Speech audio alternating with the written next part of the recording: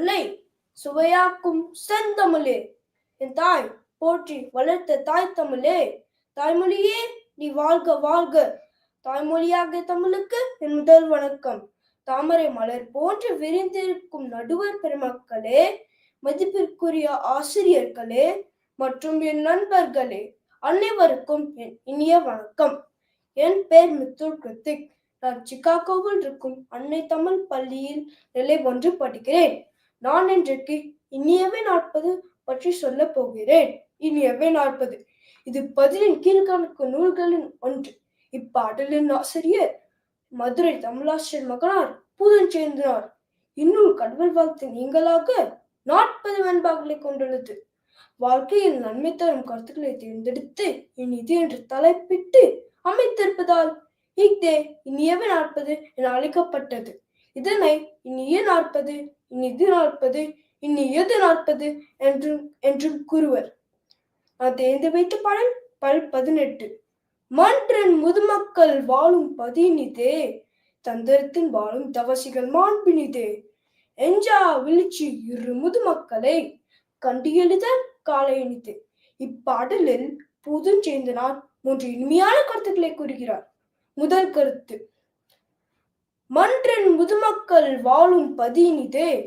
இங்கு முதுமக்கள் என்பது கல்வியில் சிறந்த கற்றோர்கள். பதி என்பது ஊர். கல்வி என்பது குறைவில்லாத செல்வம். பொதுமன்றத்தில் முதுமக்கள் என்று குறிப்பிடுகின்ற கல்வியில் சிறந்த கற்றோர்கள் மற்றும் பெரியோர்கள் வாழ்ந்து அறிவுரை கூறும் ஊரில் வாழ்வது மிகவும் இனிது என்று அழகாக பூதஞ்சேந்திரனார் கூறுகிறார்.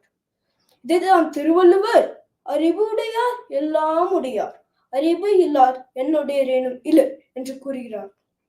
இரண்டாவது கருத்து, தந்திரத்தின் வாழும் தவசிகள் மாண்பினிது. இங்கு தந்திரம் என்பது அறநூல்கள் கூறும் கருத்து.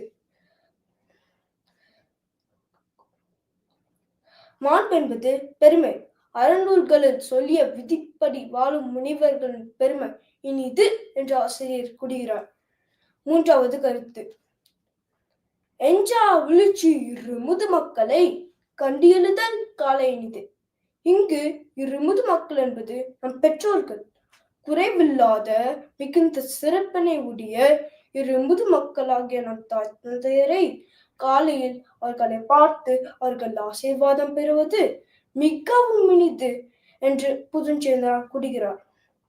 இக்கணத்தில் எனக்கு வள்ளுவர் தாத்தா கூறும் திருக்குறள் ஞாபகம் வருகிறது. ஈன்ற பொழுதில் பெருதுவக்கும் தன் மகனை சான்றோன் என கேட்ட தாய். நம் தாய் தந்தையின் ஆசீர்வாதத்தோடு அவர்கள் சொல் கேட்டு நன்றாக படித்து கல்வியில் சிறந்து விளங்குவோம். நம் பெற்றோர்களுக்கு பெருமை சேர்ப்போமா? எல்லா மொழிகளையும் நேசிப்போம். தமிழ் மொழியை சுவாசிப்போம். தமிழ் வாழ்க, தமிழ் வளர்க. வாய்ப்புக்கு நன்றி, வணக்கம்.